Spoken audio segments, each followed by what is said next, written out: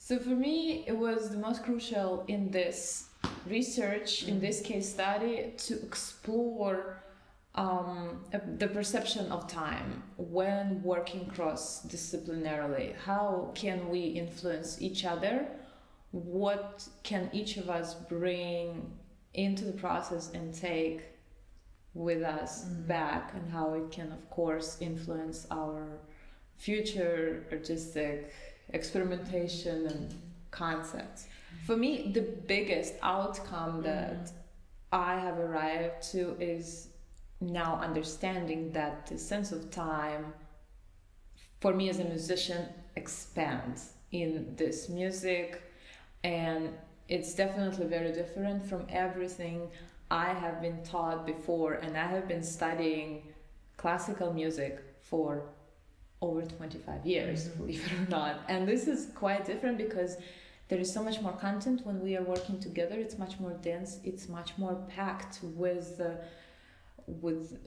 different dynamics, messages, and there is so much more to it that you simply do want to take more time to kind of zoom into every detail and to explore what can linger behind every small gesture, behind every note, behind every new harmonic turn, every chord. I think when like another discipline comes in, it just expands straight away into me taking different leads from you and like take my dynamics and maybe take certain choices that I would do as a dancer, and that would straight away affect you in your playing, whether that would be slower movement that I do because that was my choice and that really impacts you the way you choose to play, you know. And then suddenly, if I choose to do something faster, maybe it was because you played faster and I followed this music, you know. I found that very interesting. Definitely. But it's not always the same, you know, it changes. Also, sometimes it happens by chance. That's what I found very interesting. Like, none of us knew that maybe something happened and it was so magical, and that's the beauty of improvisation. Yeah, spontaneity. Like, yeah, sometimes improvisation can be hard because it's like, oh, maybe I'm not sure what's coming next, and then it gets overwhelming. But then there are times when it's like beautiful because unexpected things happen, and that's where you can then build onwards, you know. And for me, although it was not completely, of course, improvised, I mean, it was probably the opposite from that, because I had the score, I had my intentions before I knew the music, and there are quite certain indications about what the composer wants to do when he could write something, he did it. But it was also improvisatory in a way because of this exchange. And I kind of knew what was going to happen, but I didn't really know what was going to happen truly, because the question was how was it going to happen, particularly during that run at that place at that time. And it might have been completely different another time we did it. If we repeated the same piece another day, or even right after, can be drastically different. So this spontaneity was probably the spice of the whole process, I would say. Yeah.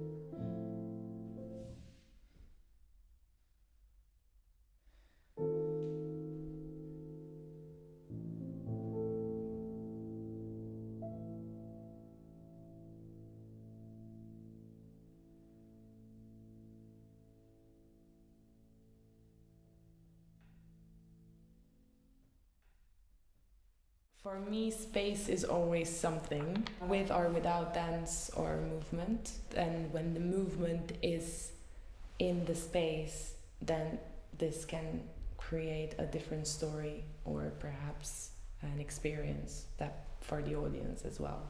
Space is always something, even if it's, you know, for someone nothing. If that makes sense, or I completely lost you. No, I think it's the same way as the silence. Yeah, exactly. It's also something. Yeah. It's part of the piece. Exactly. Yeah. So it's like always a story in here, but the movement and dance only brings a different kind of story or a different kind of experience for someone that maybe watches, or even me that I'm creating movement. I had no idea that space actually does play such a crucial role for me as well, because for solo musicians, the space is the visual backdrop, front drop, I don't know, and yes, acoustically, but we don't move around. And now I was not moving around, of course, but you were, and I was connected to you. And in a way, I was moving around with you. Yeah. It probably sounds very strange. No. But that's the way how I sort of transferred myself through the space. And then, of course, with the language of the gestures, because they are happening in the space. For you, it helped me with my musical gestures and physical gestures, I guess, as well. And we watch the video, we'll find out. To create that language, you know, the time, the space, the gestures between us and the characters of the pieces and how everything came together.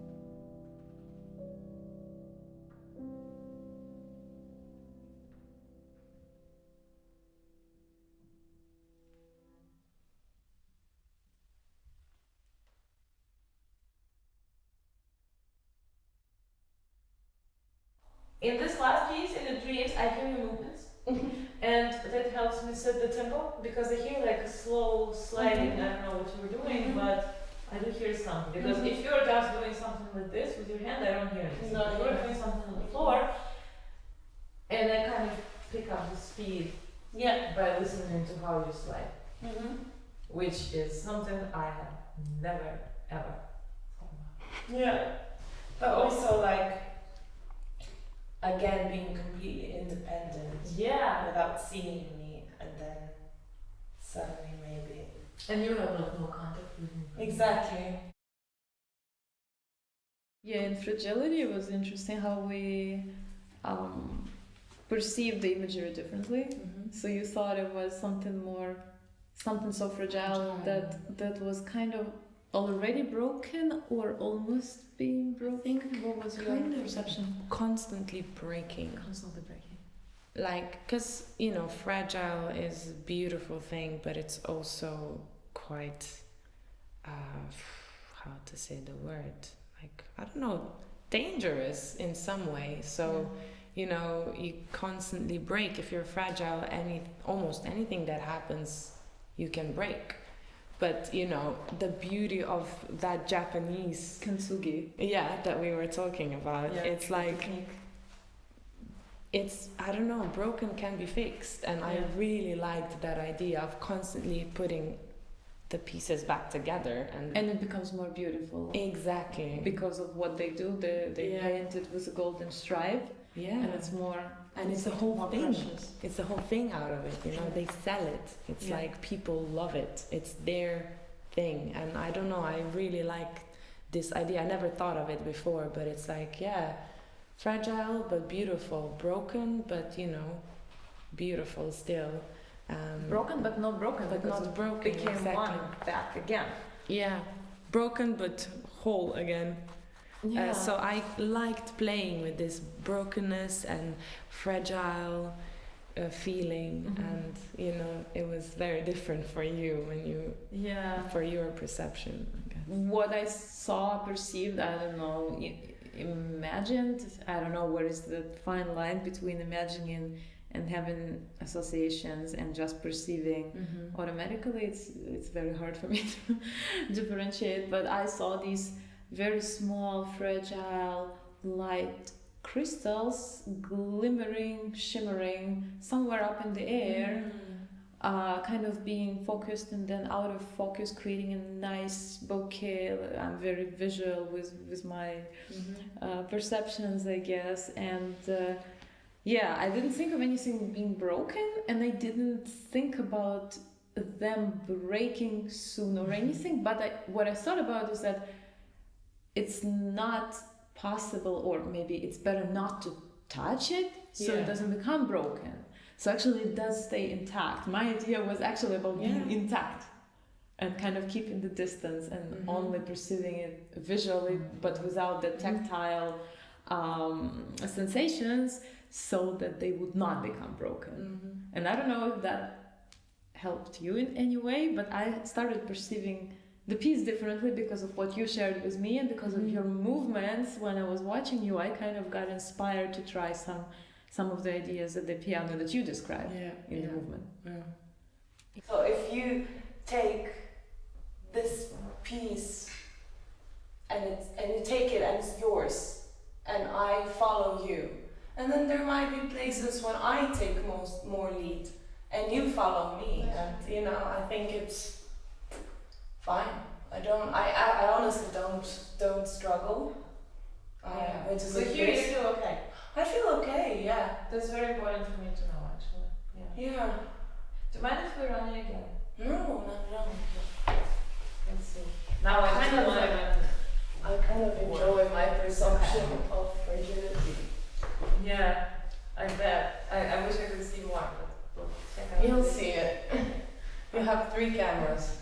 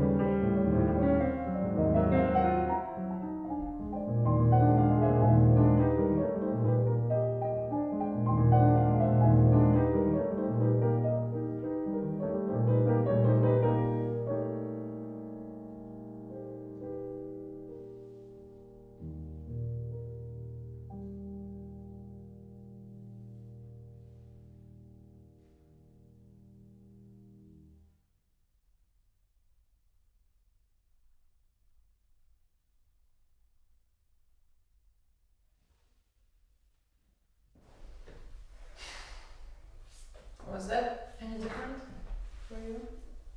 I didn't even try to connect now. It was fun. Yeah? Mm-hmm. Good. when you were next to the piano, remember? And you did almost no movement, very, very little. Oh yeah, it was beautiful. That created a connection, I think. Yeah, I think it just created like a very like calm image of this like story that's only my face and just standing created, just stillness, you know, just like silence, stillness also is part of the movement. And it was the block of the languid pieces. So how do you actually present that character? Exactly. I don't know. For me, this translation in my language is autopelost, which is, you know, for me it was quite I don't know, just some sense in the body that you have that's quite still. That's how it felt for me. And so this is why this idea came, to try and be still or slow. Yeah, it worked beautifully. Yeah. We didn't do it until the very last run, and I think that was when it all came together.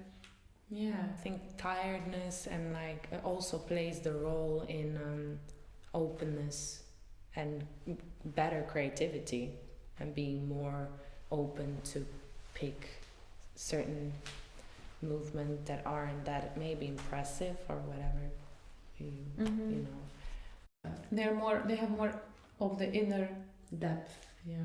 energy or calmness. Yeah. Depth for sure. Yeah.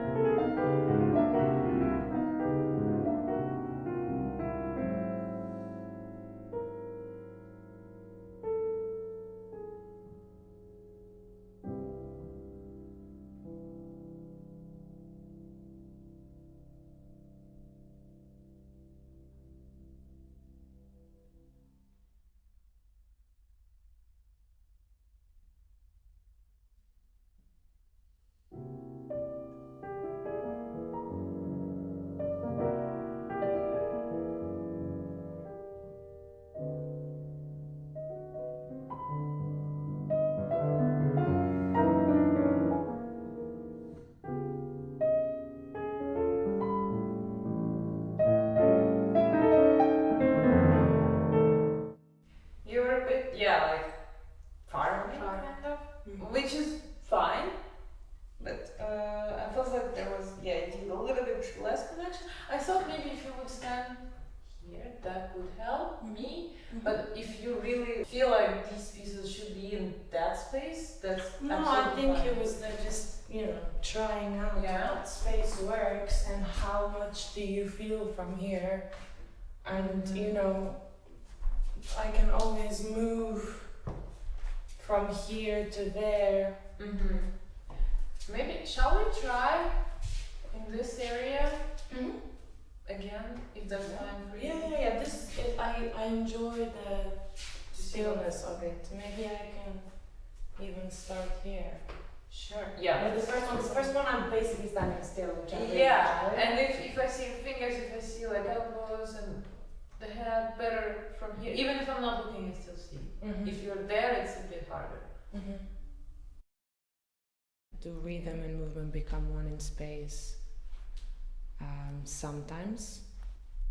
It's beautiful when they find their own path to go as well. Like, you know, for me, when I follow the waves of the piece and like the sound, sometimes things just obviously happen automatically in my body, and the movement just happens with the actual rhythm that you're creating with the piano.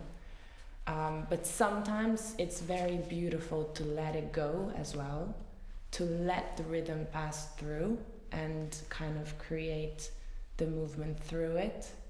So it's not always finding the rhythm with you, but also leaving it going separate paths. And that's like something that I really noticed now that's very beautiful, because I get very carried away trying to catch every rhythm, because every beat, because it's so, each one of them, it's so important. Each one of them creates the whole piece, and most of the time from watching the videos, it was very beautiful to see when I let them go and kind of enjoyed going slower as well, even in faster. The general flow, perhaps, rather than certain points. Exactly. For me, it was important also to learn, not maybe to learn, but to get used to the fact that you might move in totally different tempo. So I think the piece moves in a, for example, at a fast pace, but you are taking it with a slow motion effect. And in the beginning, that puzzled me a bit. I was thinking, why should we? But then I realized that there is also something in it that's a choice, and that is a possibility, and why not? So it doesn't have to be so literal. Always corresponding in terms of the, you know, if it's a fast passage, then it's like a micro movement, or not a micro movement, but it's a quick, rapid movement. Maybe it's something large and slow. Because like catching all the beats all the time loses the beauty and the excitement of it. And whether if you let it go and then catch it again, it makes a bigger contrast, and Absolutely. that's what catches the eye. Yes. So Yes, I just thought about that.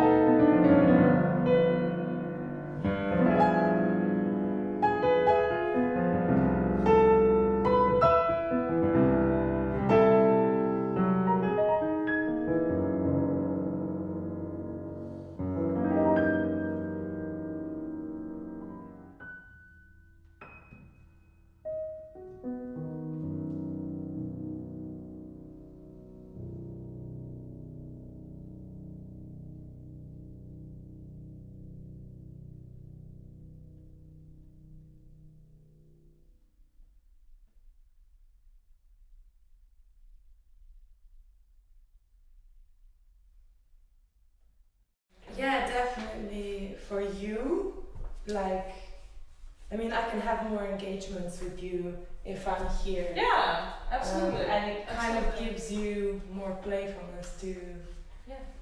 like engage with me as well. Sure thing. Isn't it interesting how just like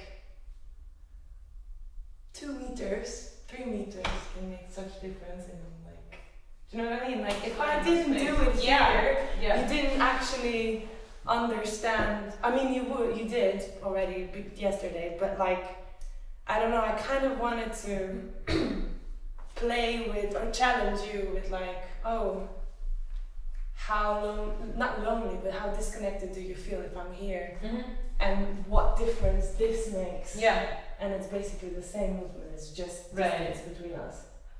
So interesting.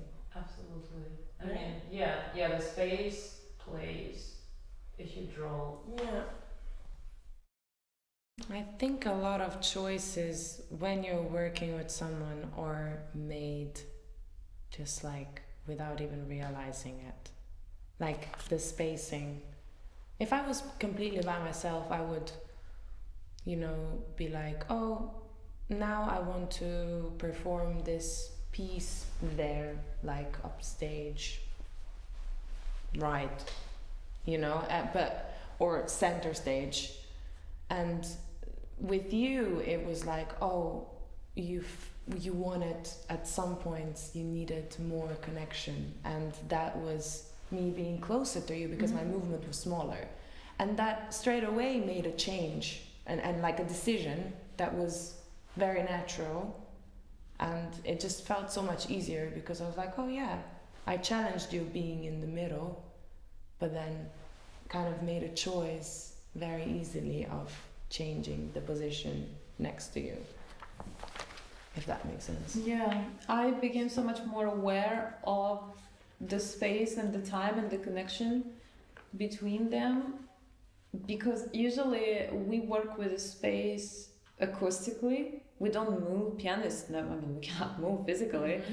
We're always there, and the space it's still there, but it's sort of separate in a way. So it's just perceiving the sound and making our choices with the attack, with the pedal.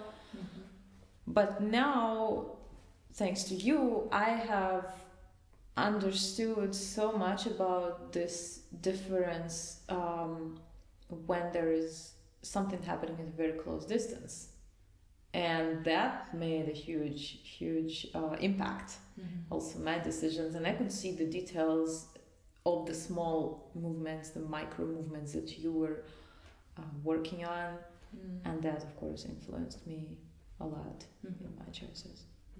Speaking of boundaries, I felt like for me there was the only obstacle, which was the visual perception. Of course, when I had to take care of what's going on the keyboard, I could not always turn and watch you. And also, it helped very much when you were closer, because I could sense you, even if I could not see every movement of each fingertip. But your presence helped. When you're further away, of course, it's much harder for me.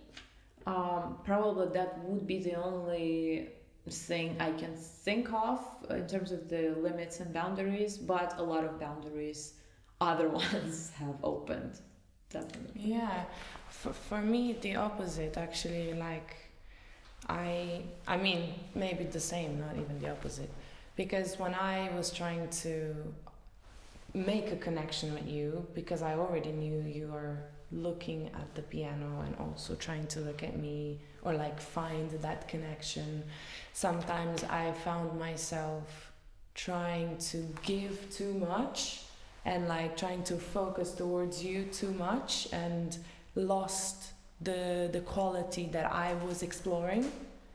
And that was kind of like, okay, how far do I go to push myself like out of this character, and like, how much can I do of this, and when do I stay in my character and not lose myself too much giving that to you.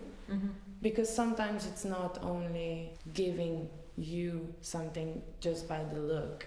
It's also by the energy Oh, that's yeah. happening in the room, and The yeah, that's gesture. definitely something I would want to explore more even in the future. Like, how can we feel each other even if there's distance between us, Mm-hmm. quite a big distance, and how can we feel that stillness and that slow, small gestures even though we're far. Yes, that's How can definitely we a find challenge that? for the next time. Yeah. I feel it too. Yeah. Yeah, I agree.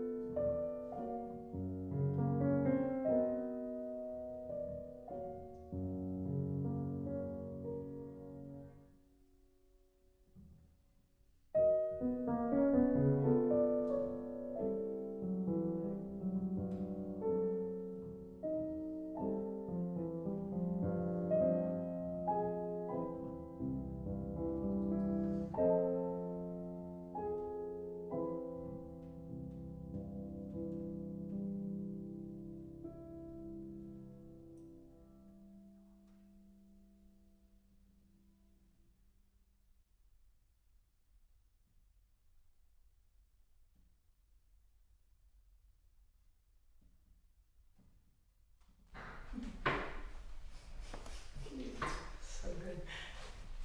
Yeah. I think this last time was much more nuanced, actually.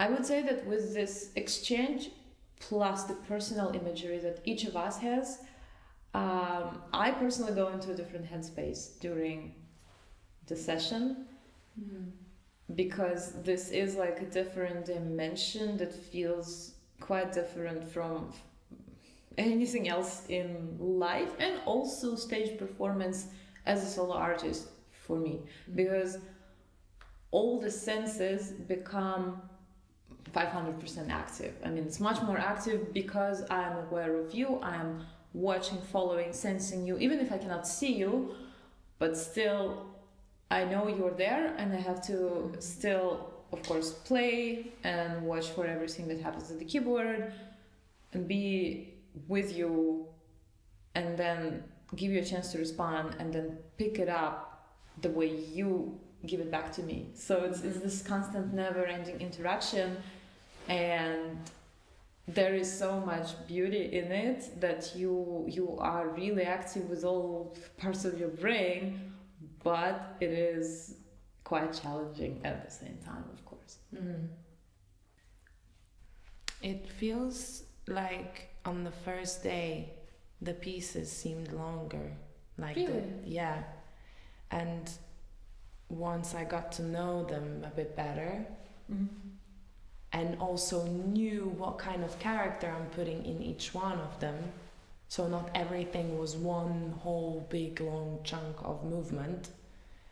When you get to separate certain things, then the time becomes shorter, or like the experience is like of the time is shorter, it goes faster. And on the third day I could feel like it will suddenly end, and I'm like, oh that was, yeah, true, yeah, that's the end. It went very quick. I think the more knowledge you have about the content, the more dense the content becomes for you. And if it's dense, it fills you up. I mean, you perceive it in a way that it fills you up quicker, kind of. Yeah. It's kind of the same length, maybe slightly shorter or longer, but it seems so. I totally know what you mean. From working on big full scope projects, when I have experience, when my team and I will prepare something for, let's say, 2 years, and then you get on stage and you play it, and it's maybe an hour or an hour and a half, and you don't realize it, and it's almost the end, and then I am at the piano on stage thinking, oh, is that it? Is that over? We were working it for 2 years, but now is that all? And it's probably kind of the same, but similar, but maybe in a smaller scope. Of course, these pieces are not long. Yeah. And now when you know them, when you already put so much into these, they seem like very shorter. Yeah. Knowing the name of the piece, what did it bring to you? It helped me mostly visualize, because I'm a visual person. It just helped me visualize what kind of character I want to bring in each individual piece, and how I want to maybe transfer from one into another. It really helps to have a name, because you can create a story. I create a whole story out of it, even though it's maybe just in my head. It's, because of that story, I can create the character, and because of this character, we can create a connection. And I don't know, I find it very useful. But also sometimes, it can limit me in certain ways, because I'm like, oh, but it has to be this, and I have to do this kind of movement. But do I? Because maybe I can find a different word for myself. And that was my question, like in my head, oh, do I want to find a different word? But then would that create the same connection between us? Maybe that's for another process, another creation. It helped me definitely find the character and the tone of the sound that I use, because there can be so many varieties in how you start the sound and how you end it and what you do in between, and of course with the timing. Well, we discussed that already quite extensively, but still it does help definitely, and that was the idea, to explore the works that have certain titles, certain names, certain characters to them. And I'm very glad that you found something very important for you that was crucial in the process. I really like the vibe, and I think now, after this has been like the fourth time, and I'm finally finding the good tempo in this Keras piece, because I've been between slow and fast, and I think those were the extremes. And this is, how did you feel about the movement? I mean, today is completely different for me. It's so much better. Good. Because I don't know, it just helps me to have words that I can focus on, and that helps me like transfer this in my body as well. So like, you know, I then can develop this idea in my body and kind of stretch it throughout the song, so it's not just movement, you know, so it has something behind it as well. So it's like, you know, touch or like desire, like I don't know, I just imagine longing for something, you know, always wanting something. So yeah, I don't know, I really enjoy when I can change qualities, you know, so it can be from like a lot of movement from one piece and then to like very kind of different exploration of completely different quality if I have like a different idea. So I really like that. I love it. Because it's like, it kind of shows a spectrum of very different qualities. Absolutely.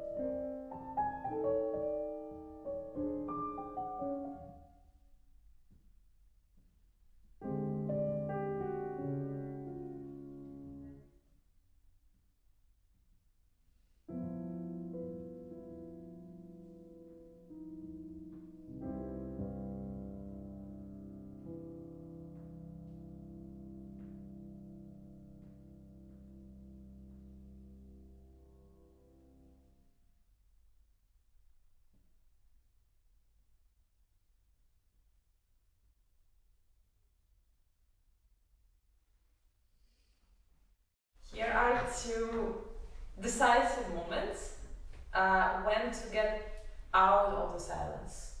Because I have a rest written, a bar or nothing, and then another, not a bar, but yeah, a rest.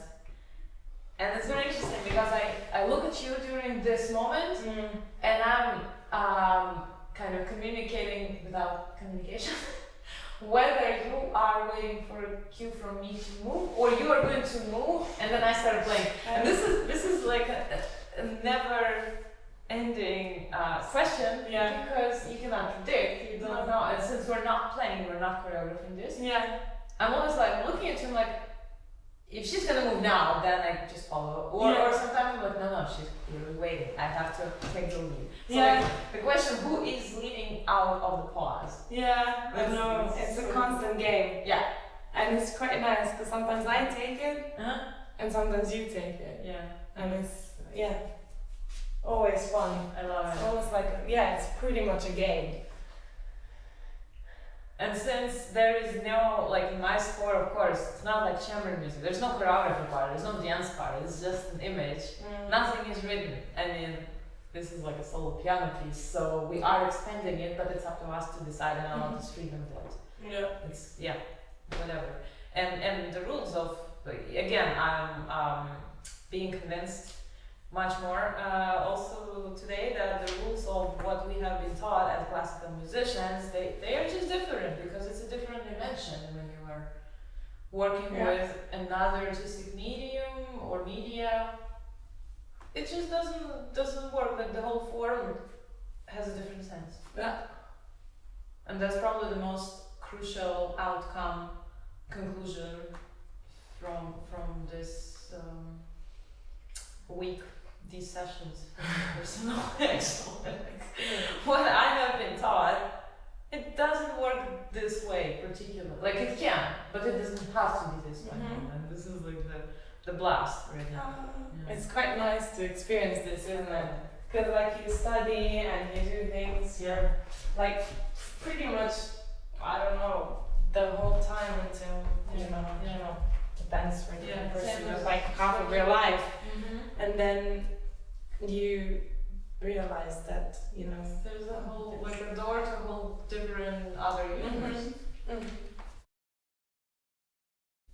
Another thing that I wanted to really emphasize here is creating a certain system or set of gestures that have developed the communication between us.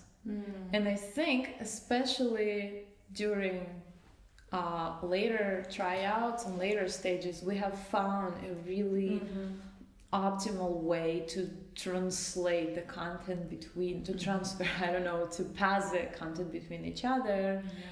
This give and take moment, also beginnings and endings, and for me was very, very much zoomed in when you came close and your hand gestures were kind of taking my material already when I was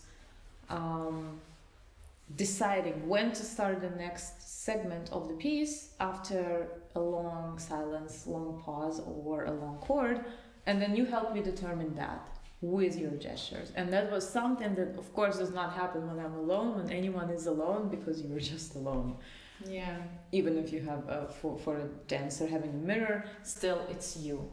It's like this constant manipulation in some sense, like who's gonna take the responsibility and like who's gonna do it now, who's gonna do it. It's like constant playfulness. And it's kind of creating the whole content after, because you are choosing to play and I choose to react to that, or I choose to start. And to me it was the most beautiful thing, was not the most beautiful, but I liked when I could choose silence as well as the way of sound. Like it was nice to start even though you didn't start playing yet. If that makes sense. Yeah, it does, absolutely. Or when you were finishing after my part, let's say, my part of the piece was over, and there was a rest at the end, or even nothing at the end, maybe a fermata or something, but you were still in the movement, you're exploring the space, you're exploring the gestures, and that felt like continuing the piece. So really actually not even cross-disciplinary, but probably transdisciplinary moments. They were also, of course, unexpected. We didn't plan that, and they were something that I think only added to the content. Yeah, because I was getting these questions like, do I want to make every piece separate? Do I finish? Like, it was always this question, okay, should I finish now, or should I continue and make the connection into the second piece? So it just makes like a natural connection. Yeah, and sometimes it worked really, really well. Or if we were finishing up the set, let's say, but you were still in the movement, and it just took longer. The whole piece lasted longer because of that, which is beautiful, because you took the material, and you displayed the way you perceived it at the moment. Yeah.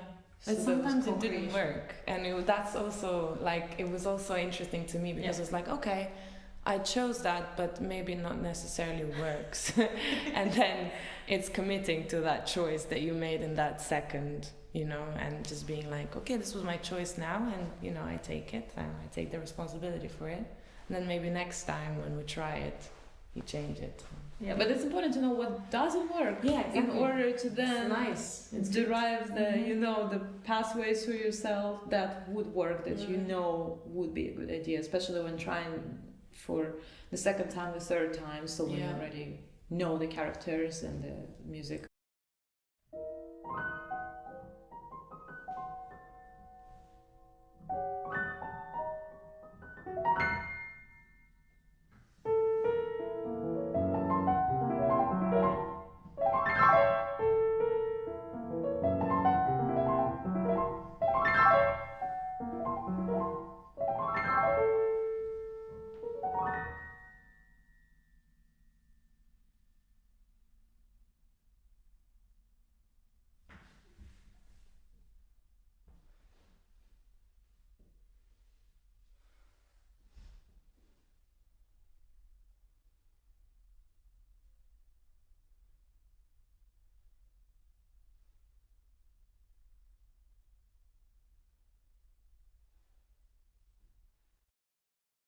The train of thought while playing or dancing. Dancing for me, it was like on day one, from like observation now, looking back, day one I was mostly just reacting to sound. And then on day two I was like getting more familiar with the sound, and like understanding and kind of nailing some tones that were like interesting to me, and I wanted to react to them very specifically. And then on day three I had a better understanding of my own movement and the character that I wanted to bring in, which then also helped with the connection that we created between us. So yeah, I definitely saw that, because during the first day you were reacting with a slight delay. Of course you didn't know what's coming up, and then you reacted really fast, immediately, but you could see that it takes a split second to process, and then for you to spontaneously but still make that kind of a decision, what movement do you proceed with, right? But then during the third day you already knew the music so well that you kind of already could overshadow certain moments, and I could see it how you show with your body, you show to me that you know what's coming up, and then we do that really together in sync, like if we would have rehearsed it, but we didn't because there was no choreography. It was spontaneous, but I think it was the beautiful spontaneity when it is spontaneous but it's conscious. And that's what I found the most precious, I think, from the last day especially.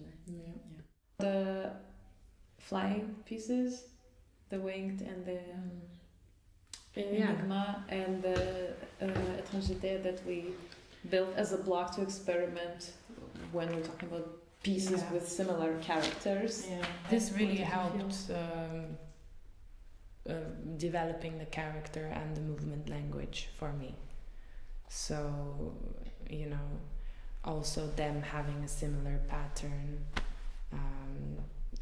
it just kind of had a better connection. So it gave me time to develop the creature that I was becoming. Yeah, it's nice to have them together because they're all creaturey. Right? And I quite like the development of them. Like, and the creature kind of changes, but all of it seems like a creature, a different creature. Yeah. So it's quite nice. Yeah, maybe we will even. Maybe I could. I'll see what it looks like, but for the film, maybe I can even group them Yeah. with this. Yeah, that'd be nice. Once again.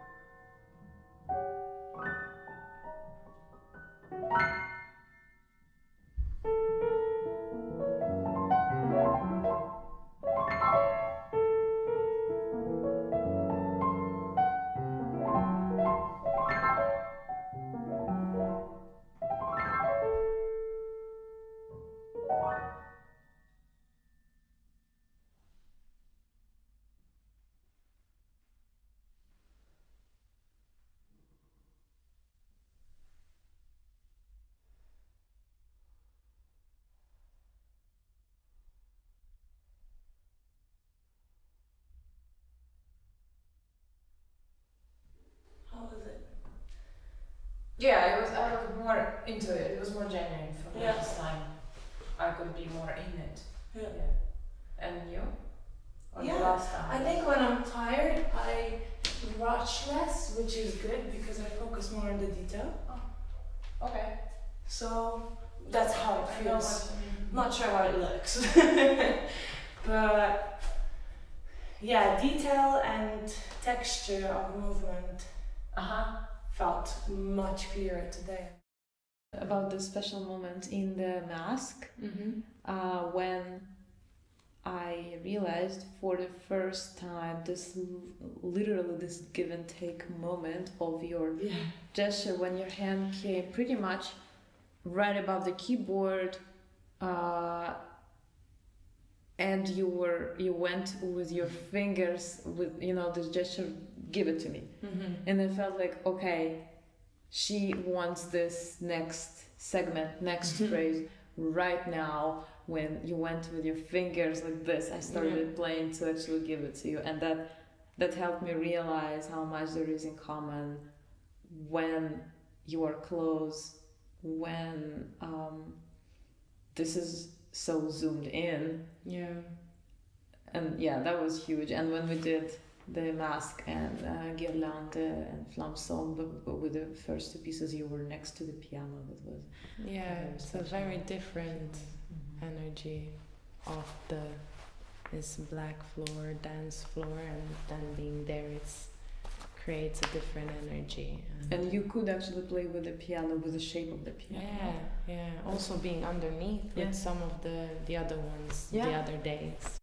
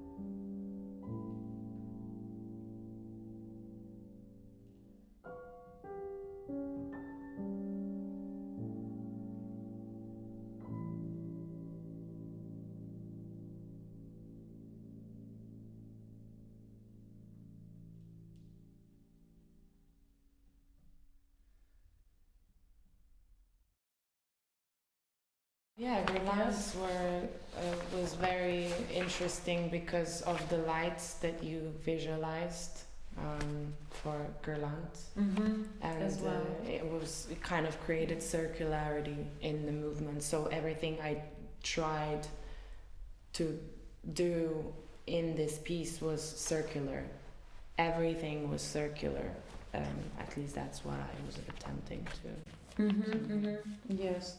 These movements totally make sense because with guirlands you can put them in any possible way, and you can put them create a circle out of them.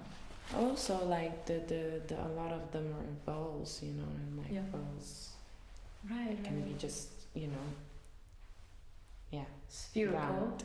Yeah, spherical. and this creates the round shapes and the spirals that I was using. So everything that I see, I have to put it in body.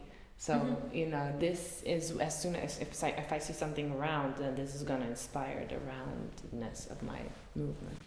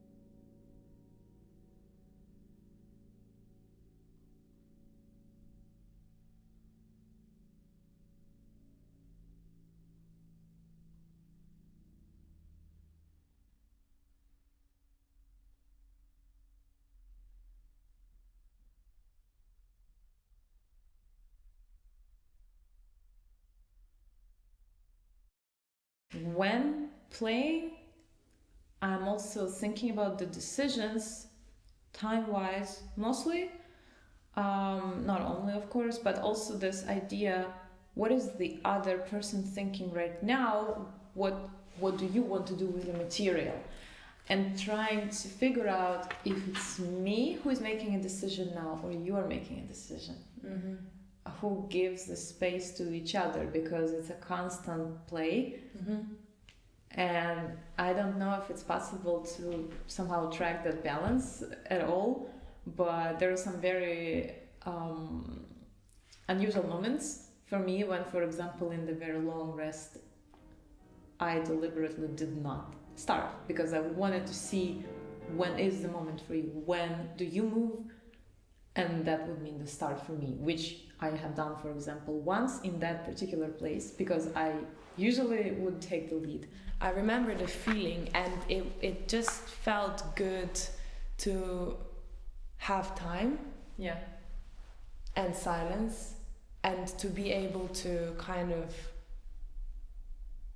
just take this time to start into the new piece. And yeah, I don't know, I just enjoy silence, and I enjoy to like take the lead, but also when it's made conscious, you know, it was your conscious choice, Mm-hmm. which makes it more special, because it's like, okay, I can take as long as I want, Yeah. and you're gonna wait because that's what you decided. Yeah, and I wanted to see how long you would take as an experiment, Yeah. and I think it came out beautifully. Maybe not exactly as written if you count the beats, Yeah. but then I think it's a different art genre if you only stick to counting the beats after Of all. course. So in these things that we have done, the experimental, improvisatory, If you follow the rules, Processes, it's not yeah. maybe as much. It's not a collaboration. You know, if you only follow the rules, then it's like there's no room for playfulness. And which, you know, now that you kind of broke some of them, yeah, you give like little spaces for like playfulness and like more chances that grow. that's true. There can be another approach, completely counting everything up, preparing, doing a very strict choreography. There is also beauty in that, Absolutely. its own beauty. But it's just a different sort of genre, I would say, or a subgenre, the way you put it. And that was not what we aimed to do this time, at least. We actually wanted to feel the freedom. We wanted to see where the boundaries are, what can we do, what are our limits, what feels good for both of us, or what doesn't.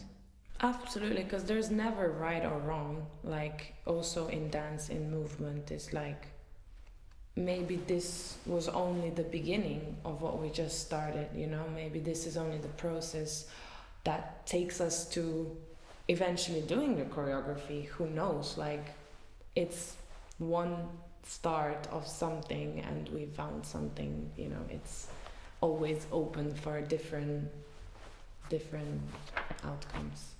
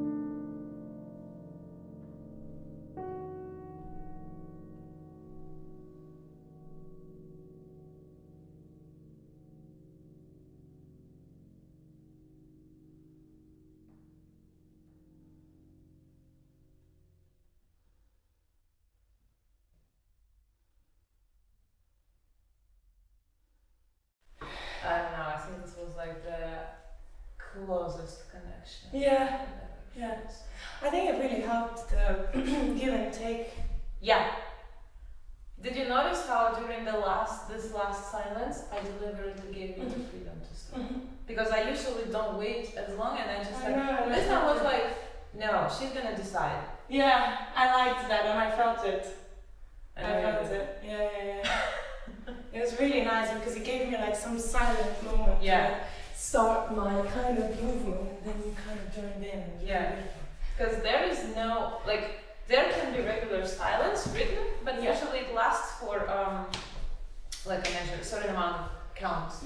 And there can also be a silence with fermata, which in Italian means stop, so it's longer and there's more freedom. This one doesn't have it. It's like counted, but I wanted to, kind of disregard that and let you take as much time as you needed at the moment before we finish.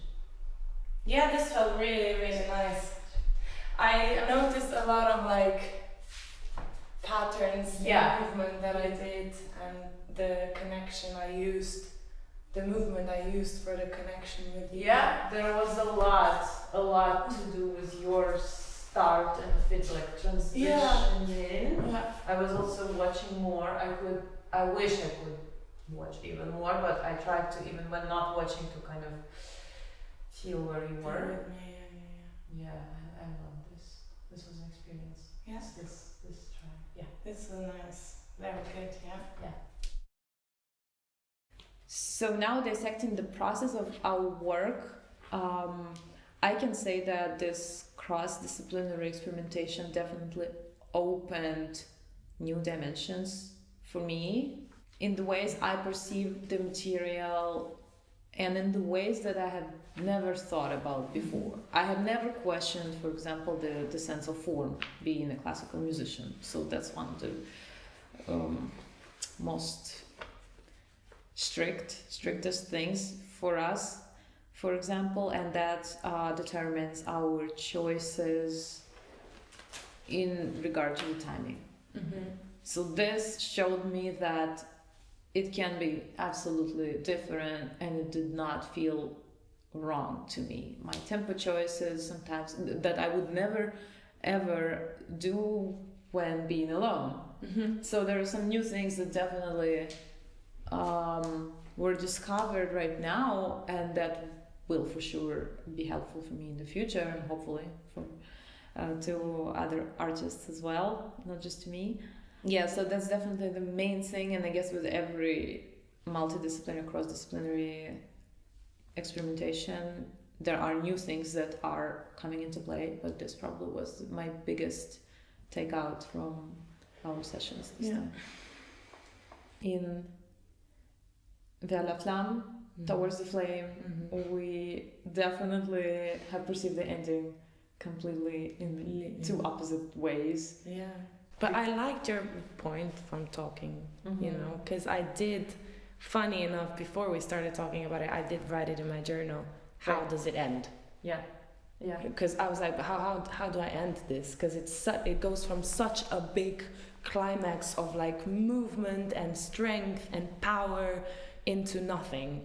And I was like, how do I end this? Like, there's so much I'm giving. Do I just kind of end back going into nothing? Which I then imagine the flame is what it happens, like, very funny example, but the hob, you know, turning on the flame, it comes out, the blue, the orange, the red, and then it goes back to nothing, and it goes down for me visually. And so that's when I was like, okay, maybe it goes back into nothing very quickly. But then what you were saying was very, very interesting as well, and next time I would love to try that. Yeah, and I asked you, did you deliberately go down onto the floor and kind of died out? Because the way I see it, since the last passage goes upwards and upwards in frequencies in the register with the notes, for me it's going upwards, and I thought about the ashes that the fire creates, and then the ashes go up in the air and they can go with the wind, and there is weightlessness, there are no limits whatsoever. It flies out into the stratosphere, I don't know, somewhere. And this idea of not having the limits, the fire it's dangerous, it's scary, but it's also beautiful. And that's why, I was wondering how you saw it. Also, it makes perfect sense. Yeah, both makes sense. I think it's just nice to explore your kind of understanding as well, because whatever I chose to do, it was because of that was the first choice I made. But you know, the possibilities are endless. So yours was more gravity, and mine is actually weightlessness, no gravity, going up all the way. Quite opposite. I like how we built it. The movement, the structure not being too early, too fast. I felt you're in it too, and I felt good about how the tempi, it's not a tempo, the tempo is the same, but actually I did not take a faster tempo, what I usually tend to do. Okay. And this felt more grounded, but it was more like powerful. Yeah. You know what I mean? I know exactly what you mean. I'm completely with you on that. It had more dignity. Yeah. It felt stronger. And like you said, it obviously helped watching yesterday, seeing Yeah. what I didn't kind of take in. So yeah, it was great. Hopefully I like it when I see it as well, but regardless how I like the visual, I liked how it felt. So that's already a good thing, a good start, a good, outcome. For me, something really changed in Yeah. this piece, especially during these last 3 days. I'm trying to figure out how to put it in words, but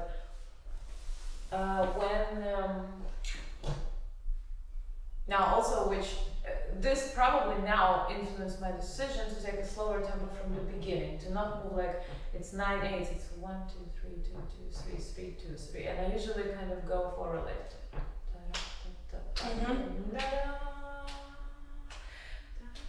and kind of make it go, and now it was like calm, because I felt like there was more content to it now. Yeah, for And sure. I didn't necessarily see you all the time, but after all these runs that we did 5 times, maybe Yeah. all together now, or 4, 5, I don't know. It felt like there is something that I can't even see, but it's there. And it had this power, it had this weight in a good sense, like being, rounded, being there.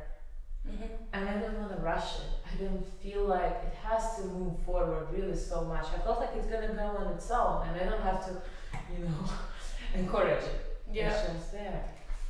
But not like in a way when it becomes stagnant. It was stable, it was there, and it was. I felt good in this tempo now for the first time, because I usually tend to. That's good. I'm like, why do people play it so slow? When no, I don't feel it like this. But now it actually made sense. Yeah. And I think you helped me a Yeah. lot with that. Nice. So, yeah. Yeah, it was huge what we've done.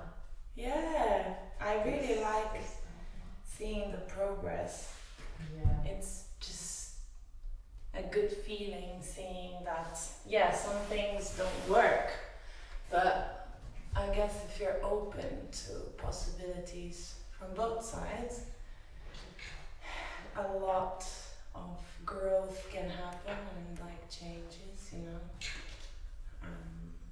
development as well, which is really enjoyable to watch, because it also transforms my body and the way I move and the way I do movement and the way I understand movement as well with the music.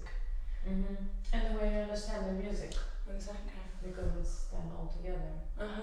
And I know I could already sense and see and feel when we did the pieces today. It's already the 3rd day. You knew the music much better. You could expect some things. You knew what was coming, whether it was silence or something abrupt. And you were helping me. You were leading me sometimes, helping me make a decision when to start, because you knew what kind of character is going to come in a split second. And that was so awesome. I mean, it's also great working without knowing, pure improvisation when you react. Of course. But when you don't know the content, of course, I noticed there is a split delay, because you have to hear, process, and then move. React. And obviously, you cannot do it momentarily, it's just not possible, because the brain needs a split second. But now we're so much more in sync. I noticed today, especially. Same. Yeah. And that was something that is precious about working like this. Yeah, indeed. For me, definitely cross-disciplinary art is about expanding the boundaries or eliminating the boundaries for that matter, and about having no limits, about limitless possibilities in terms of the intersubjective perception and exchange. Thank you. Thank you.